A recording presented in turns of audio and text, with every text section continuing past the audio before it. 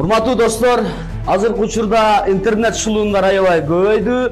Тагыраак өзүңүздөргө сак болуңуздар. Ссылка жөнөтүп WhatsApp'ыңыздарга, Facebook'ка, тагыраагы баягы Instagram'дарга мен сиздерге акчаңыздарды көбөйтүп берем, же болбосо мага инвестор болуп бериңиз деп ссылка жөнөтүп, биздин компаниялар аталган Озондун атынан, Кыргыз нефттин, Валберстин атынан ссылка жөнөтүп, ошол ссылкага кириңиздер деген болсо сиздер такыр кирбеңиздер.